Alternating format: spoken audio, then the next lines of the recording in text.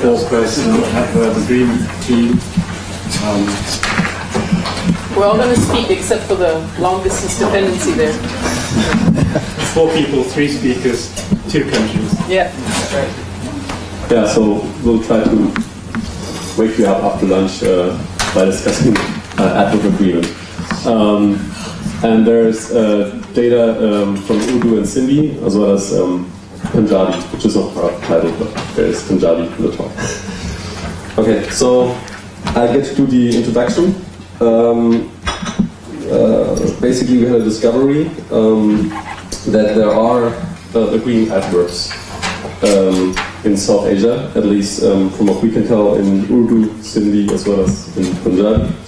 To the best of our knowledge, no one has ever really discussed that before, or at least not provided a proper analysis. There are some existing grammars that do notice it in passing, but that do not go into structural details. Trump, Kellogg, Cummings and Bailey and McGregor are examples. So we discovered this as a part of ongoing work on Sindhi grammar development as well as syntactic annotation for Urdu. So the basic pattern of these agreeing adverbs, you can see one for Urdu. Ravi Kapil Shashti Kashtahe. Not going to read out the Punjabi and Sindhi, but the data is basically in parallel. So here you can see that you have 2 NPs, Ravi and Kapil, subject object, and then you find the agreeing adverbial cheap Sashte. So basically this means that he sells the clothes cheaply, not that the clothes are inherently cheap. Right? So it's a passion of selling them. As I said, the data from Punjabi and Sindhi here are basically in parallel. So the cheap agrees in number as well as gender with the object Kapil. Right? So yeah, so the basic properties are that these adverbs show number and gender agreement. The agreeing adverbs are in fact always based on adjectives. These are words that are used as adjectives in other contexts. And the verbal complex agrees with the nominative subject in the examples you just saw. Whereas the adverb does actually not agree with the verb, but with the nominative object of the clause. And this is despite the fact that the adverb is clearly modifying the verb, the event as a whole, and not the object. So if you go to a more of a cross-linguistic comparison, you do find that adverbs are generally not expected by people to show agreement inflection, right? So it's been shown and discussed by Anderson and Lexical as well as Evans. So adverbs generally do fall under the category of undeclinable elements. However, when you do a typological, or when you look into typological surveys, there are examples of agreeing adverbs in a few languages. So Evans 2000 gave a survey of that. So for example, in Pichan Chacharaf, you get adverbs that may take the ergative case in transitive clauses. Right? The example is in 4, where the adverb continually carries ergative case, so it agrees with the ergative subject here. Dagestanian, then you also get adverbs that agree with either the agent, for example in Archie, or the patient, an example from Avar. So in the Archie example in 5, the adverb early agrees in class, in this class suffix, as well as singular number with the overall subject, mother, which is the agent of the overall predicate. And it can't agree with the pronoun for me, since dative NPs are generally not open for agreement. And the example in 6 is from Avar, where the adverb here, in fact, agrees with the non-human plural apples, which is the patient of the overall predicate, right? So you do get agreement of these. So we then move to other literature. There has been an established connection to resultatives, in fact. So Ledry, for example, discusses this. So he analyzes agreeing adverbs in southern Italian, and he comes to the conclusion that there is a connection to resultative adjectives, right? So, and this is also featured in a larger discussion on resultatives. For example, if you go to Ratio 187 as well as Levinson 2010, we look at pairs as in 7. He tied the shoelaces loose or loosely. 7b, Janet braided her hair tight or tightly. You can say both of these. You can either use the adjective or the adverbial. Of course, you don't find agreement here in the adjective, but still, you use both adjectives as well as adverbs. And what they said, or what they noted, is that these pairs are semantically almost identical or indistinguishable.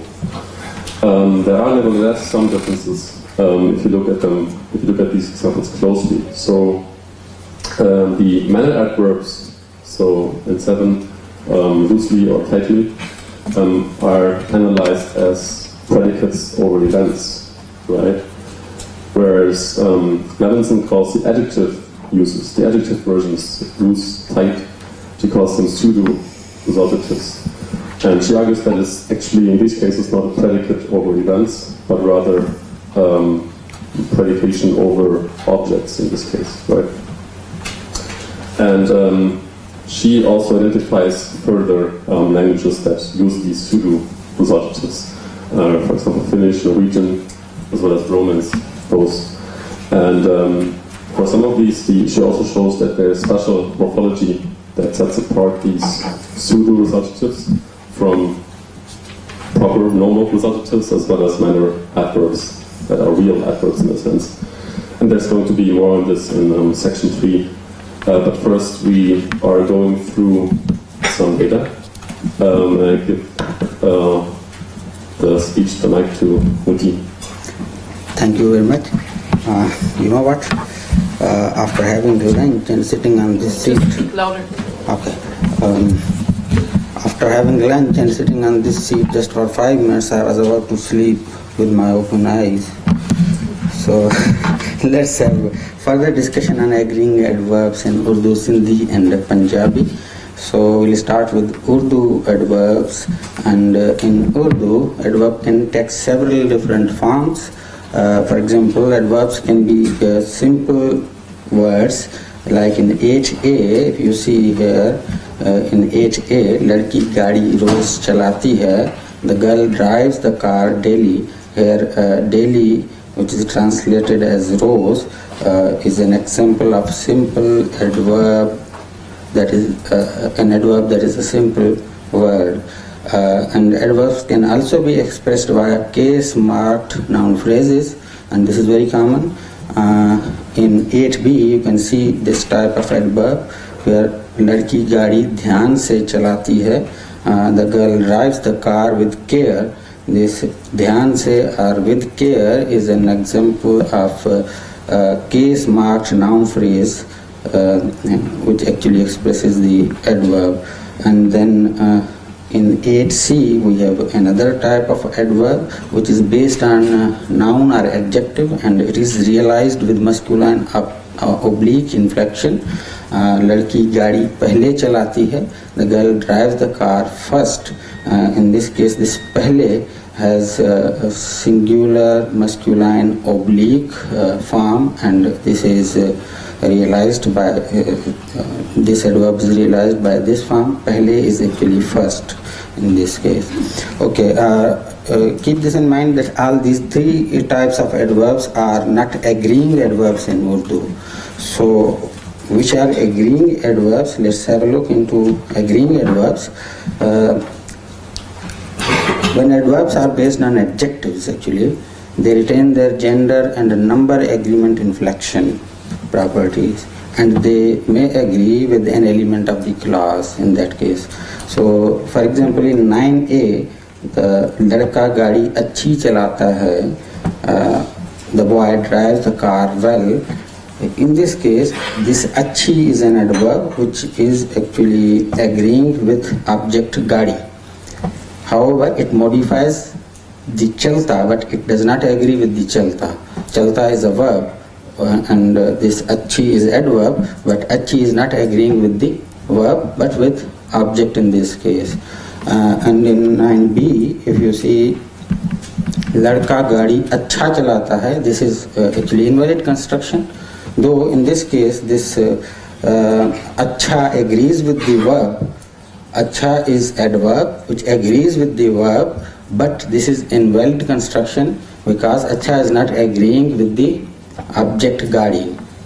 Okay, and in C, if you see लड़की गाड़ी को अच्छा चलाती है, in this case, what happens here that object is case marked again, and if object is case marked, then what happens? Adverb takes with adverb goes with default masculine singular agreement in that case.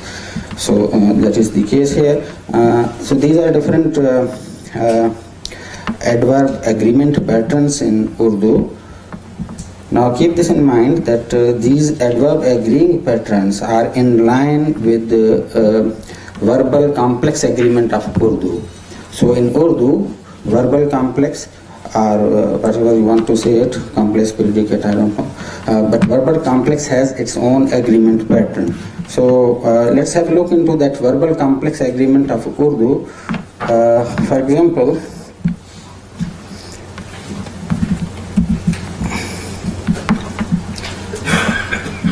in 10a, लड़की खत लिखती है. लिखती है is a verbal complex. लड़की is subject, and this is in nominative case. If subject is in nominative case, it agrees with the verbal complex. So this is the case in 10a. This verbal complex is agreeing with the लड़की. In B, you see here 10b, लड़की ने खत लिखा है. Now in this case, subject is not in default case, and it is in ergative case. If subject is case marked explicitly, then this agreement goes with object. So in this case, this agreement is with khat. And if you see 10c, here लड़की ने, this is subject which is case marked, गाड़ी को which is object, again case marked, चलाया है. If subject and object both are case marked, then agreement is default masculine singular agreement. So these are verbal complex agreement patterns in Urdu, and these patterns are actually in line with what we discussed in previous example, those agreeing adverbs. So same is the case with Sindhi. We have simple standard adverbs, same like Urdu, and this can be seen in 11a. Chokri gadi roz halai thi. This is simple adverb example, and in 11b, if we see here, chokri gadi dhyan sa halai thi. Again, this is a noun phrase which is case marked. Same type of agreement like in Urdu, same type of pattern here. Again, chokri gadi pehre halai thi. This is again a noun or adjective based adverb which is case marked here in oblique form. So this data shows that agreement pattern of that verb is exactly same like Urdu. Again, this was for simple adverbs. For agreeing adverbs, exactly same type of pattern is there for Sindhi as well. So in 12a, if you see chokro gadi suthi halai to, gadi and suthi, these are agreeing, and gadi is an object, suthi is good, so they are agreeing. So this adverb agreement is with object, and same type of construction which was discussed in Urdu is invalid here for the same reasons which were discussed. And in C, if you see छोकरी गाड़ी खे सुठो हलाए थी. Again, छोकरी, sorry, object is case marked, so we are going with default agreement. Pattern is same like Urdu. Again, verbal complex agreement is there in Sindhi as well, and apart from little syntactic differences, all the patterns which are in Sindhi are exactly same like in Urdu. And I'm going to discuss these patterns. You should go on. Yeah. Okay, again, same type of pattern in Punjabi is there. Standard adverbs, exactly same like Urdu and Sindhi. Agreeing adverbs, same like Urdu and Sindhi. And verbal complex agreement, exactly same like Urdu and Sindhi. Well, these agreeing adverbs and resultatives, as Sebastian just told us that there is a relationship, and Lejwe finds out this relationship. And in Urdu, Sindhi and Punjabi, the equivalent of resultatives do indeed look very similar. And resultative semantics is actually expressed via adjective verb constructions. And there are some examples of adjective verb constructions in 17 to 19. So say in 17a, if you see ladke ne pani thanda kiya, in this case this thanda is an adjective, pani is a water. So actually the boy cooled the water. So this is an example of resultative construction in which state of pani is now changed, and this is simply adjective verb construction. And there is agreement between pani and thanda. And in 17b, ladki ne chai thandi ki. So the boy cooled the tea. It's not boy actually. It's it is ladke ne. So it's boy cooled the tea. So again, agreement is there between kar and thandi. So this is adjective verb construction. Again, same type of construction is there in Sindhi as well as in Punjabi. So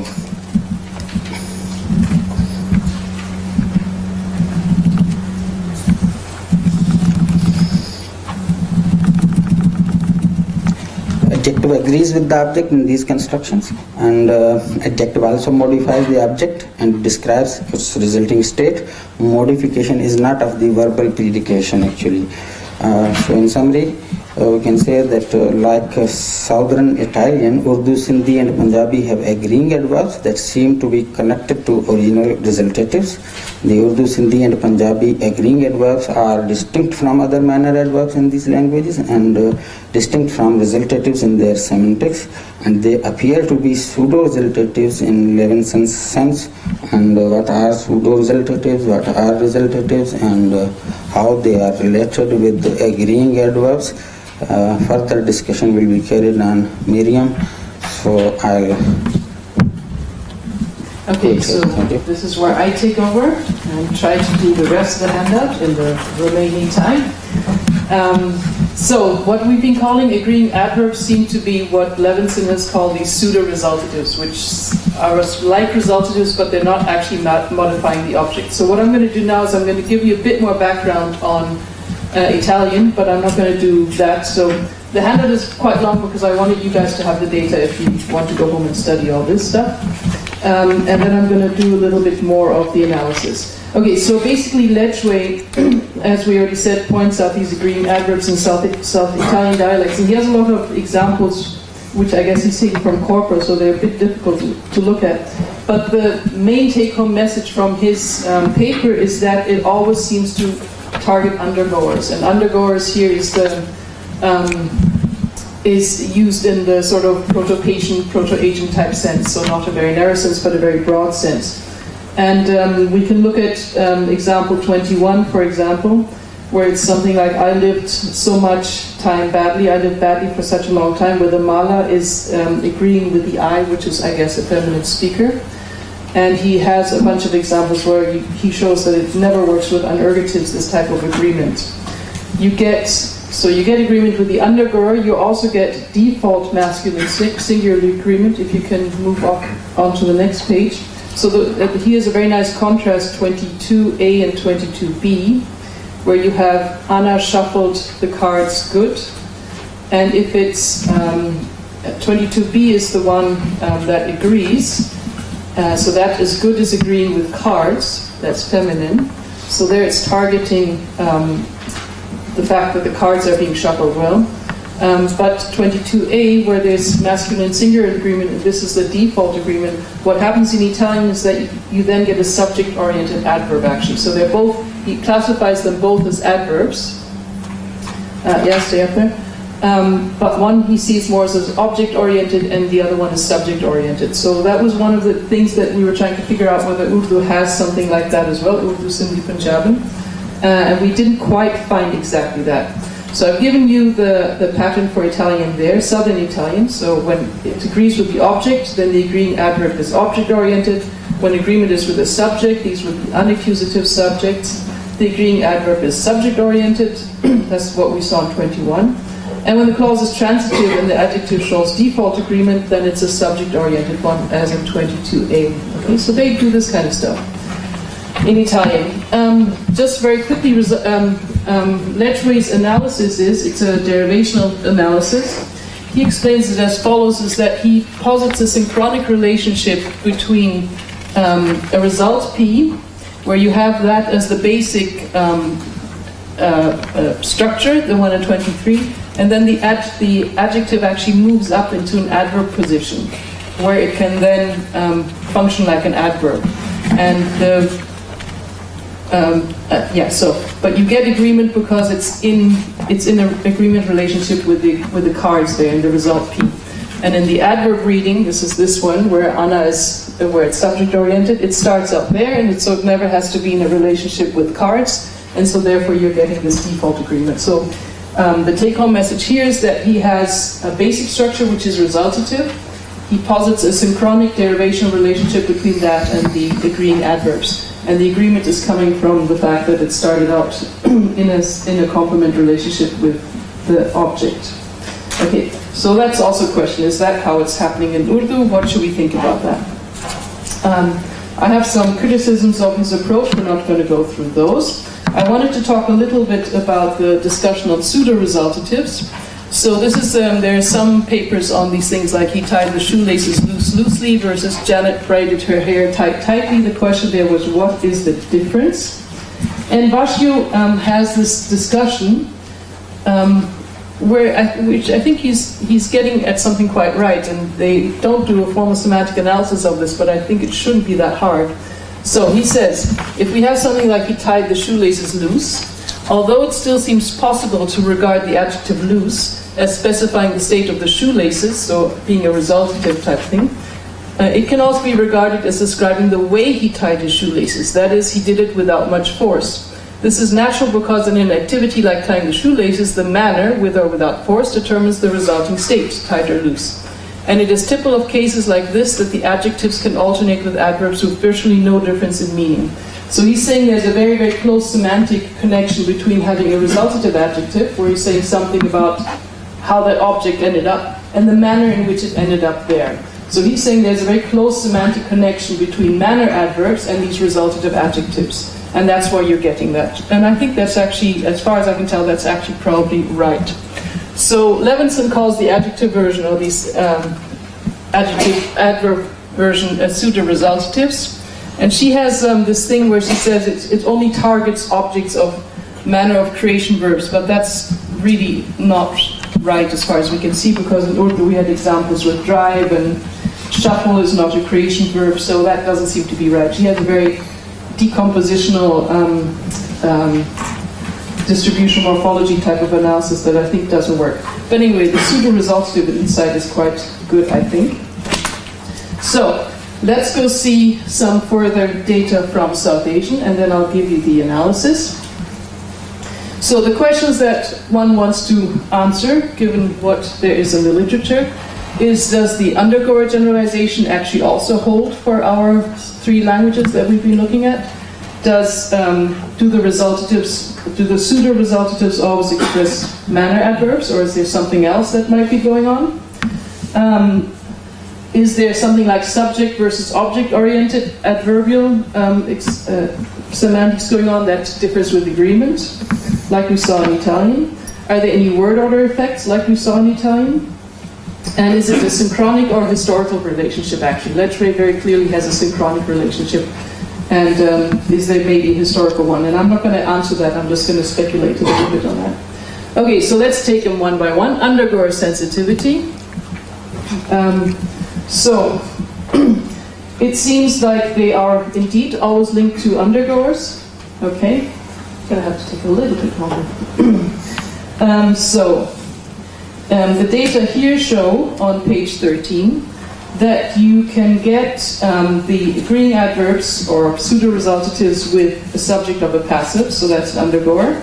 So, Gadi le se achichelai jati hai, the car is driven well by the boy. You can get them with an unaccusative, roti achi pakti hai, so the bread bakes well. But you cannot get any agreement with unergatives. So, ye ladki acha hansti hai, that's it works as an adverb, but it doesn't agree. So in fact, you are getting this sort of subject-oriented, but without agreement.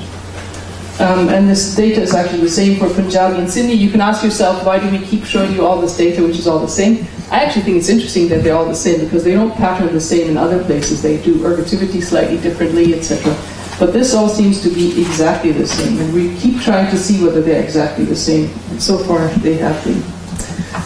Okay, so manner modification of pseudo-resultatives. Do they always express a manner modification? Well, so all the examples we, and I just say we as an exclusive we here, that's tafsir and muti, that they have been found to think of is they involve manner modification. So anything that there is with manner. And we've done a corpus study of the Hindi Urdu tree bank. Yanni was involved in this as well. Annotation of a new Urdu corpus that Tafsir and Muti are working on, and existing grammars. And there's very few examples actually, so Doug was saying one really needs to do corpus studies. Well, in this case there is not very much, it's very, very little. But the ones that you do find, they're all manner. And I'm just going to point you to some here in, let's look at 31C. This is Punjabi. Gori badi soni turti hai. So the mare walks prettily and well. This is from 1912. And what's interesting there is that you actually get a big and a pretty, and the big is actually really working as an adverb. It's also green, but it's really this very well, very nicely, very prettily. And the same in 32, where you get another adverb or adjective stacked on top. So very nicely, she writes this letter very well in 33. Okay, so it's not just this one adjective. Okay, so now how about agreement? If we vary agreement, do we get different available readings? Well, that's a bit more difficult to find. So we do get ambiguity like in 35, if you scroll down to that. So, but this is what you'd expect, right? Because we saw we had resultative. So roti achi paki, that can either be a normal resultative, this bread baked well, so that the bread is baked well, or this bread baked not in a well manner. Okay, so that's the ambiguity you get, but you don't get any agreement variation. But you do get some with examples like 36, where we have Amra Ravi se acha bolti hai. So Amra speaks good of Ravi or to Ravi. So it's a commutative. And here you don't get any agreement because Amra is feminine. So you're getting this masculine singular default. It still works as an adverb, as we saw before too. And here it's definitely this pseudo-resultative, and it's subject-oriented. So it's Amra who's speaking nicely. It's not the manner of speaking in a way. It's more subject-oriented. So you're getting some of that. Okay. And then you're getting a variation. That's the last one I'm going to show you. And then I'm going to do the proposal. So you do get also, you get this one, we'll start with this one here. So roti aisi paki ke khai na gayi, the bread baked in such a way that no one was able to eat it, which is straightforward agreement thing. So it's a pseudo-resultative manner modification, but you also get a variation where you don't get the default masculine singular, but you get this oblique, which is the normal inflection for adverbs that are based on adjectives. So there's no agreeing, it's just the oblique inflection. And in that case, you're getting a manner of baking without any sort of resultative. So it's really about the manner of baking. I don't know whether you can get that difference really clearly, but there seems to be some. So the point here is there's a variation that's going on where you can get absolutely no agreeing going on where it's being an adverb. And that's the kind of variation you would expect if it's a historical process. So that this type of agreeing stuff is being lost to just go for this default adverbial. So I suspect that there's a historical process going on. Okay, so people are starting to look confused. Good. So now we're going to move to the analysis. And so I'm going to give you two things. So first of all, our basic proposal is that, like with Ledgway, the resultative adjectives and the pseudo-resultative reading are very, very closely related. There's just going to be one difference two differences in the analysis. So first I'll show you the analysis of the normal resultative adjectives. In this we follow Ahmed et al. 2012, where we thought about these types of things, like in 38, Ladke ne chai thandi ki. So this is a straightforward resultative. The boy cooled the tea. The tea is the thing that's cold at the end. And back then we thought about how to implement this in our Urdu program grammar and how to treat this. We looked at this as part of complex predicate, thinking about how to treat complex predicates. These things are usually thought of as complex predicates, but the more we investigated them, the more we figured they were actually not, because they do not form a verbal complex and there's actually no argument composition going on. So this is what we ended up doing. We said it's a flat structure, this is how Urdu works. You have two case mark things, you have an adjective phrase, and you have a verbal complex. Okay, and that corresponds to my favorite predlink analysis. We've had some discussion about this. So you have a do verb, the boy does something to the tea, and the tea ends up being cold. So this should actually be resultative, but okay. Okay, so the way the predlink analysis works is that you have a predlink, and that predlink predicates something of the lowest grammatical function that there is according to the grammatical function hierarchy.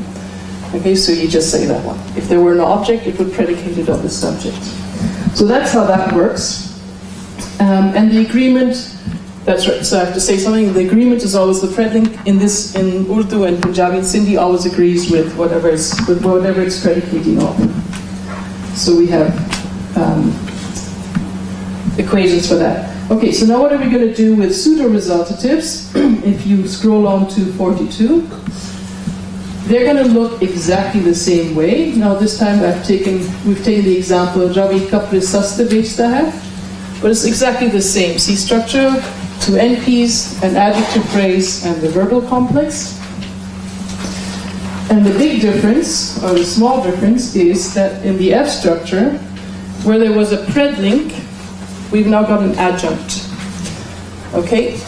So, and I see this as being driven from the semantics, that you can get this semantic shift from having a typical resultative to modifying the sub-event, so not modifying the object and saying this object isn't a result speak, but having a manner modification of the sub-event that denotes the result. So I see this as being semantic shift type driven, so not from a syntactic derivation. And that then corresponds to this other alternative where you have an adjunct, a manner modification. Okay? And we have an analysis of the intransitives as well.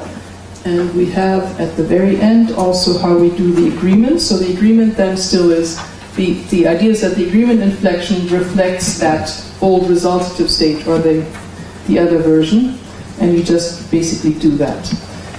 And that is the story in short. And I think I'll stop there. Yeah.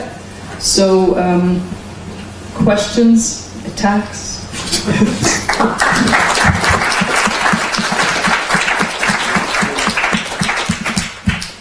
Okay, question time. Okay. I like this one in intuition where you said it's basically like the incremental theme, but it's sort of an incremental manner. You know what I mean? So is that somewhat reflected so that like you can see the completion of the baking by looking at the cake in the same way? That was one of the intuitive characterizations that you gave. Is that parallelism somehow reflected in the analysis? Or? Not in this one, because I think that would have to be done in the semantics, and then that would have to be tied to there. So I'm not quite sure exactly how to do that, but I think it would have to be a semantic little thing that you start, and I think it has to be a historical process that you say, okay, I have a resultative adjective. You can start reinterpreting that as being, incrementally how's the manner is, and then, then you start thinking, but this should be an adjunct, this should be an adverb, this should be modifying the whole thing. And then you get the variation.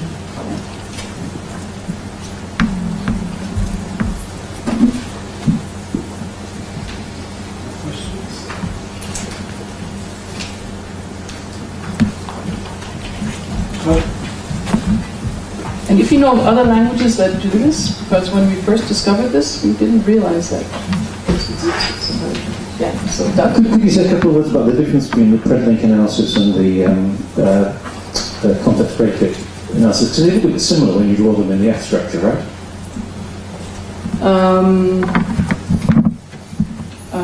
No, because what's this? Double objects. So if you scroll back to that. If it were a complex predicate, for one, you would assume that it did something like this. So different C structure problem. And then you would assume that it had do, I do, some agent does something, and then that X would have to be this something, and then you don't really know what it would be, right? So what it would be, cold tea. So actually at the F structure level, what you would want is do, subject, and an object somehow, and then, but there's a property of the object. I'm not even sure how to do that.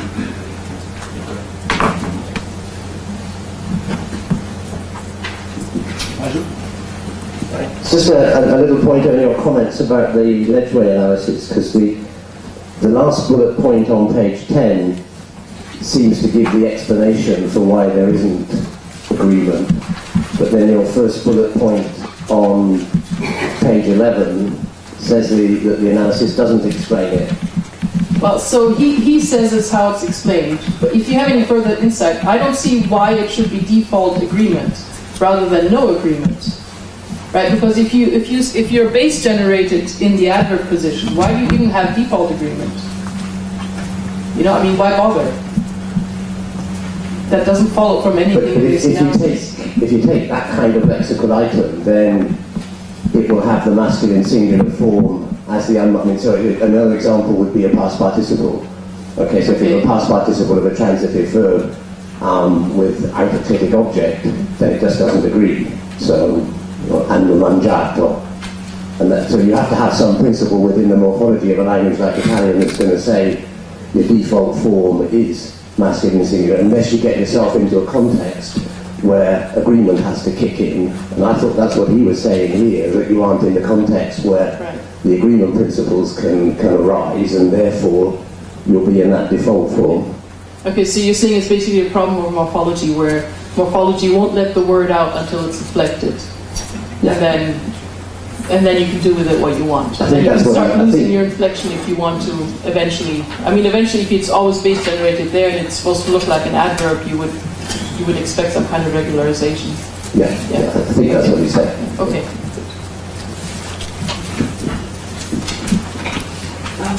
Just a typo, I think, or else I don't understand. About under 22A and B. You say in 22A and 28 agreement is with the objects, but isn't it 22B that you get agreement? In 22A and in 20A. But in 22A you've got masculine singular. Yeah, okay, so then it's, no, so that's 22B. 22B, okay. Yeah, 22B. And so one question about the, I don't know how to pronounce the so do you know off the top of your head anything more about the adverbs taking ergative case and whether you really want to consider that agreement or just kind of case spreading across all kinds of things and other adverbials? I mean, it's my understanding of the way. He read that article. From what I remember of, let's say Rachel's, various things on that. So this is It's not terribly relevant, or may not be entirely relevant to this. This is from a handbook, I think, and I'm pretty much sure that he doesn't give any more reasons on why he would call that adverb agreement or rather than case spelling or. Yeah. So it's it could just be like the Walbury, etc. Yeah, where it's just That would be doing my that. first inclination, unless I saw lots of nice evidence of why you would want to think that was agreement. Right. That's the headline under which he discussed it, but we would have to go more into detail about pitch and chatter. Yes. That's how the language is pronounced. Okay. Yeah, so I think in general when we looked at these we were like, oh, but these are adverbs that are agreeing, we thought, well, this is weird. And then we went and looked and we saw, oh, this happens in other languages. But then again you go back and think, okay, but they're actually resultatives, and so it is actually weird if they're agreeing as adverbs. So then you'd want to explain those cases away too. Yeah, like cross-linguistic ones. One last question. Yeah, Tracy's figured out. Tracy has got one question. At the very end, where you didn't actually go through the annotations in 47 for the agreement, it looks to me like you forgot the disjunct for agreeing with the objects, because this is only seems to be about intransitives. Yeah. So And also, I don't think you need a local variable, because it should be unique going out of an adjunct. There's no uncertainty that you need to anchor. Okay. You're going out, not in. yeah, okay, we weren't sure about that. Okay, but that's good to know. But there is a third disjunct, right, which is the actual agree with the object, which is what Right. most of the talk was about. Yes, and we didn't put it there for a reason, because what happens, if you recall to what Muti said, when the agreement rules of who you're agreeing with and how, with the case marking, etc., those actually we would feed those into the normal verb agreement rules of the language, which are fairly complex and test for whether there's case marking and if the object is non-nominative, etc., and all of that. So we would feed them into a subset of those, and those are, if you recall the Urdu grammar, there's But they still have to be there. But they still have to be there. So So this really, that's why we said we're just showing this for intransitives. And as soon as you go into transitive world, you have to check for case marking and stuff. Then you're off into that other set of templates. Yeah. Okay, thank you very much.